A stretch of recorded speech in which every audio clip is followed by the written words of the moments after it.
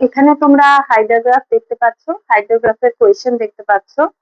আমি বোর্ড থেকে আজকে সরিয়ে খাতাতেই দেখাচ্ছি, কারণ প্লটিংটা দেখাতে তাহলে সুবিধা হবে। খাতা পেন্সিলের প্লটিংটা যতটা সূক্ষ্মভাবে বোঝানো যাবে, বোর্ডে ততটা সূক্ষ্মভাবে বোঝানো যাচ্ছে না। আশা করি খাতায় তোমরা বেশি ভালো বুঝতে পারবে। দেখো কোয়েশ্চেনটা দেখে নাও। Draw a hydrograph on the basis of the following data collected from a meteorological station.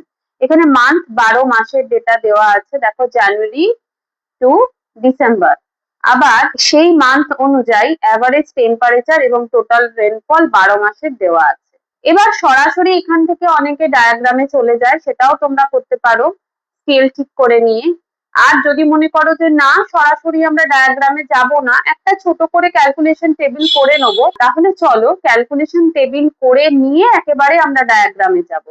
ঠিক আছে? কেউ যদি চাও ক্যালকুলেশন টেবিলটা না করলেও হবে, সেক্ষেত্রে এই টেবিলটা তারা একবার লিখে নিয়ে ক্যালকুলেশনটা ডিরেক্টলি ক্যালকুলেটরে করে, মানে জাস্ট স্কেলটা ক্যালকুলেটরে ধরে আমরা একেবারে ডায়াগ্রামও করতে পারি। আর যদি মনে হয় যে না, আমরা ক্যালকুলেশন টেবিলে স্কেল ধরে যে মানটা বেরোচ্ছে সেটা লিখে নিয়ে একেবারে ডায়াগ্রাম করব, সেটাও ভুল নয়। চলো তাহলে সেইভাবেই আমরা করি।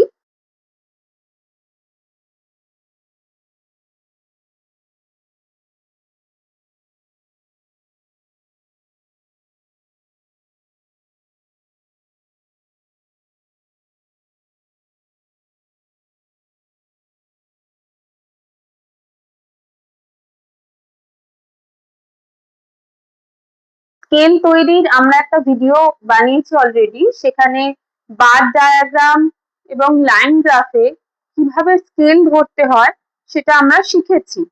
তো সেই ভিডিওটার লিংক আমি এই ভিডিওর ডেসক্রিপশনে দিয়ে দেবো। সেখান থেকে তোমরা স্কেল কিভাবে ধরতে হয় একবার দেখে নিও। এখানে আমি ছোট করে বলে দিচ্ছি, দেখে নেব। আমরা জানি যে টোটাল রেনফলটা আমরা ধরছি হরাইজন্টালি, আর অ্যাভারেজ টেম্পারেচারের স্কেলটা ভার্টিক্যালি, এরকম ভার্টিক্যালি ধরবো। তো সেই অনুযায়ী ভার্টিক্যাল স্কেলটা আমরা 10 থেকে 12 সেন্টিমিটারের মধ্যে রাখার চেষ্টা করব। হরাইজন্টাল স্কেলটাও আমরা সেইভাবে 10 থেকে 12 সেন্টিমিটারের মধ্যেই রাখার চেষ্টা করব। এগুলো কিন্তু অ্যাভারেজ টেম্পারেচার আছে ডিগ্রি সেন্টিগ্রেডে, টোটাল রেনফল আছে মিলিমিটারে। আমরা যেহেতু খাতায় স্কেল পেন্সিল দিয়ে আঁকছি সেন্টিমিটারে আঁকবো, সেহেতু হরাইজন্টাল স্কেল এবং ভার্টিক্যাল স্কেল দুটোই আমরা 10 থেকে 12-র মধ্যে রাখার চেষ্টা করব। 1 সেন্টিমিটার রিপ্রেজেন্ট যদি আমরা 4 ডিগ্রি সেন্টিগ্রেড নিই, তাহলে মোটামুটি ভার্টিক্যাল স্কেলটা 10 সেন্টিমিটারের মতন আসছে, এবং হরাইজন্টাল স্কেলটা যদি 1 সেন্টিমিটার রিপ্রেজেন্ট 50 মিলিমিটার অর্থাৎ 50 mm নিই, তাহলে হরাইজন্টাল স্কেলটা 12 সেন্টিমিটারের কাছাকাছি আসছে।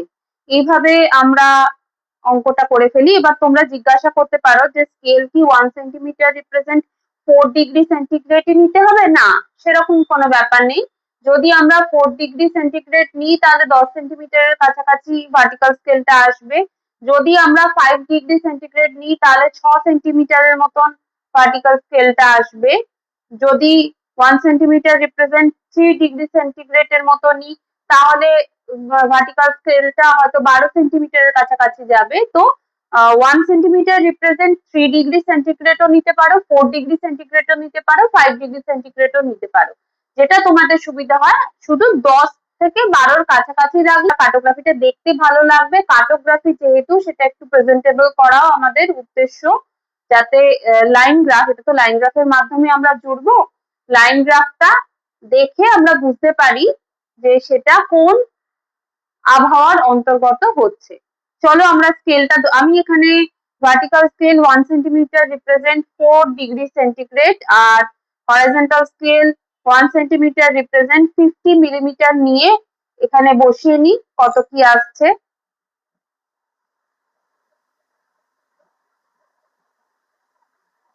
কিভাবে বসাবো? এখানে তোমরা দেখতে পাচ্ছ, ভালো করে খেয়াল করো, এখানে তোমরা দেখতে পাচ্ছ অ্যাভারেজ টেম্পারেচার জানুয়ারির 15.5 ডিগ্রি সেন্টিগ্রেড আছে। এখানে ডিগ্রি সেন্টিগ্রেডটা নেই, এখানে লেখা আছে ফার্স্ট ব্র্যাকেটের মধ্যে, দেখতে পাচ্ছ আশা করি। তো এই 15.5 আছে, যেটাকে আমরা 1 সেন্টিমিটার রিপ্রেজেন্ট 4 ডিগ্রি সেন্টিগ্রেড ধরেছি, কিছুই না। এই টেম্পারেচার, প্রত্যেকটা টেম্পারেচারকে আমরা 4 দিয়ে ভাগ করব, কারণ আমরা এই 1 সেন্টিমিটারে 4 ডিগ্রি, এখানে 0 হলে এখানে 4, 1 সেন্টিমিটারে 4 ডিগ্রি সেন্টিগ্রেড দেখাচ্ছি। সেই জন্য আমরা প্রত্যেক মাসের টেম্পারেচারকে 4 ডিগ্রি সেন্টিগ্রেড দিয়ে ভাগ করে করে এখানে সংখ্যাগুলো লিখবো।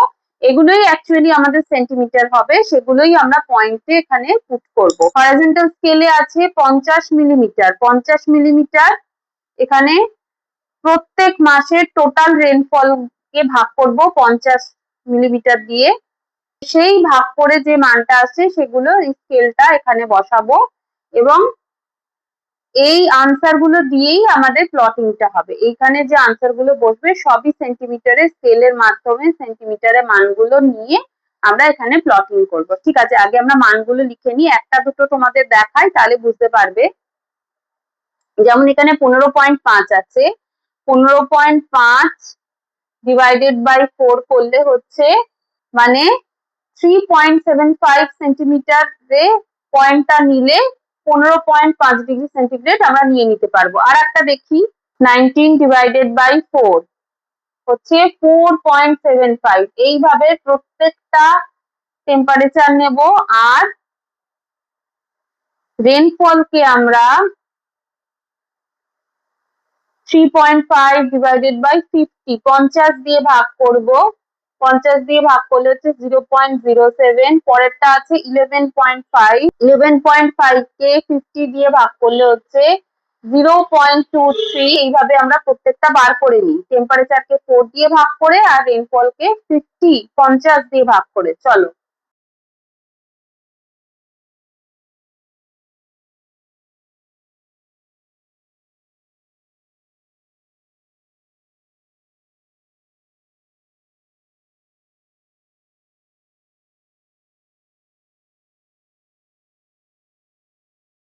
এবার আমরা ডায়াগ্রামটা দেখে নেবো।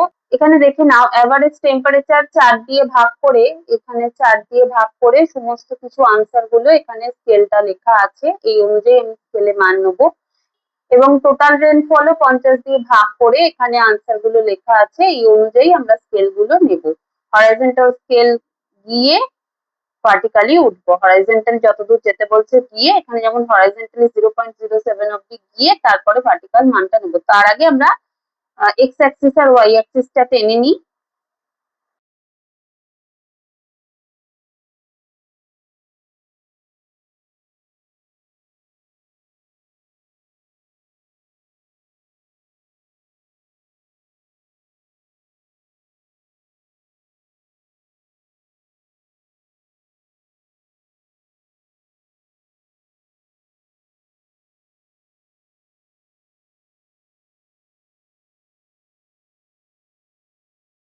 চল এরকম একটা বক্স বানিয়ে নিলাম।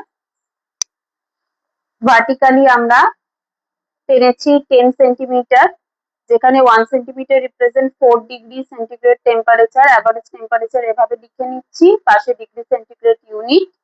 হরাইজন্টাল স্কেল আমরা 12 সেন্টিমিটার টেনেছি, 1 সেন্টিমিটার রিপ্রেজেন্ট করছে 50 মিলিমিটার রেনফলকে। এখানে রেনফল হাইয়েস্ট আছে 510 মিলিমিটার, আমি টেনেছি 600 অব্দি, তোমরা চাইলে 550 অব্দি টানতে পারো। আর অ্যাভারেজ টেম্পারেচার হাইয়েস্ট আছে 33 ডিগ্রি সেন্টিগ্রেড, আমি 40 অব্দি টেনেছি, তোমরা চাইলে 36 অব্দিও টানতে পারো, আমি রাউন্ড ফিগারে রাখার চেষ্টা করি।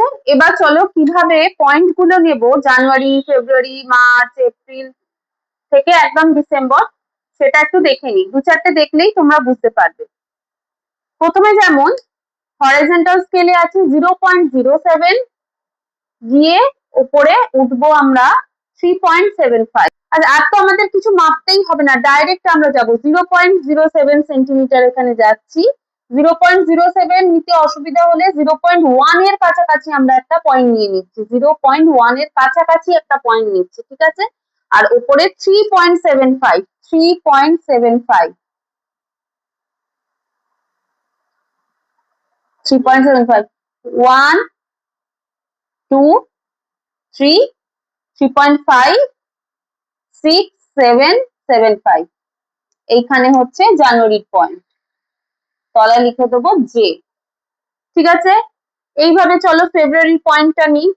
0.23 গিয়ে উপরে উঠবো 4.75, 0.23, 0.23, একটু পরে দাগটা নিলাম, উপরে উঠছি 4.75, 4, 1 2 3 4, 4.7, 4.5, 6 7 7 5, এইখানে হচ্ছে ফেব্রুয়ারি।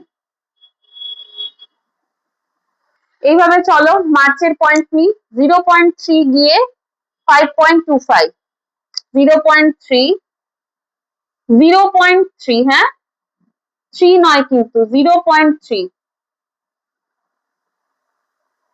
0.3 গিয়ে উঠবো 5.25, 5.25, 5.2 আর 3 এর মাঝখানে একটা পয়েন্ট নিলাম, ফেব্রুয়ারি মার্চ।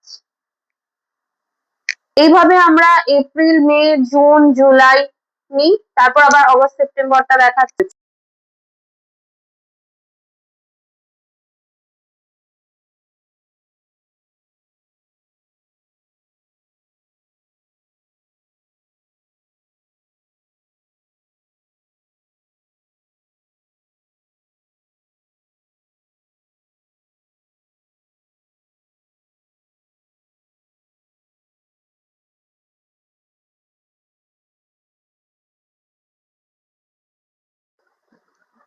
দেখো আমরা জানুয়ারি ফেব্রুয়ারি মার্চ এপ্রিল মে, মেটা পুরো লিখেছি কারণ এখানে মার্চটা তো এম, মেও এম দিয়ে, তাই মে কথাটা পুরো লিখলাম। জুন, জুনের যে ইউ দিলাম কারণ জানুয়ারি আছে, এরপরে জুলাই আসছে। জুলাইটা চলো দেখে নিই এবার আবার। জুলাইতে 6.8 গিয়ে, জুলাইতে 6.8 গিয়ে 7.6 আমরা উঠবো। 6, 6.5, 6 7 8 গিয়ে আমরা উঠবো 7.6, 7.5, 7.63, এইখানে। এটা হচ্ছে জুলাই। তোমরা চেষ্টা করবে দীপকের স্কেল ব্যবহার করার। দীপকের স্কেল জিওগ্রাফি প্র্যাকটিক্যালের জন্য খুব অথেন্টিক। আগস্ট 10.2 হরাইজন্টাল স্কেলে যাচ্ছি, 10.12 উঠছি 7.6,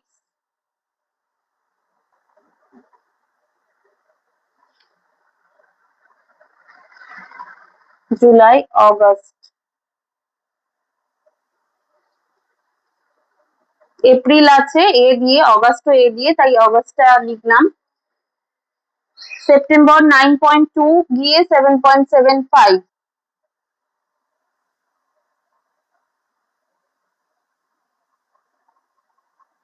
সেপ্টেম্বর।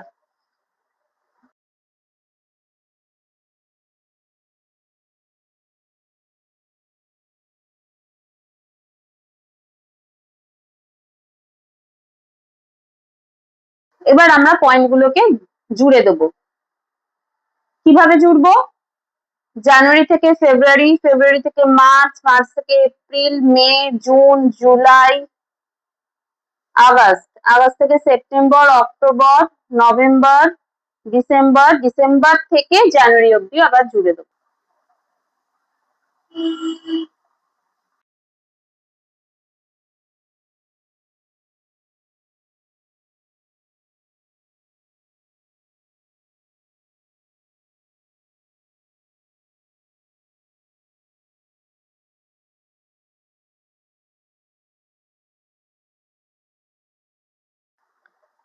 এখানে দেখে নাও আমাদের ডায়াগ্রামটা টোটালি কমপ্লিট হয়ে গেছে। জানুয়ারি থেকে ডিসেম্বর অব্দি জয়েন করে, ডিসেম্বর টু জানুয়ারি আবার আমরা জয়েন করিয়ে দিয়েছি। এইটা আমি পেন্সিল দিয়েই জয়েন করেছি, তোমরা চাইলে ব্লু কালারের, স্কাই ব্লু কালারের তোমাদের যে স্ট্রেটলার থাকে বা রং পেন্সিল থাকে সেটা দিয়েও জয়েন করতে পারো। তবে পরীক্ষার সময় পেন্সিল দিয়ে জয়েন করাটাই সুবিধাজনক, কারণ রাবার দিয়ে মুছতেও সুবিধা হবে এবং প্র্যাকটিসের সময়ও তাই। এছাড়া তো আমরা ভার্টিক্যাল স্কেল, হরিজন্টাল স্কেল সব লিখে দিয়েছি, তলায় এগুলো ডিনোট করে দিয়েছি, ওপরে শুধু আমাদের হেডিং লেখাটা বাকি আছে। চলো হেডিংটা তাহলে লিখে নিই। হেডিং লেখা হয়ে গেলে শুধুমাত্র আমাদের চিত্রের ব্যাখ্যাটা বলে দিলেই কাজ কমপ্লিট।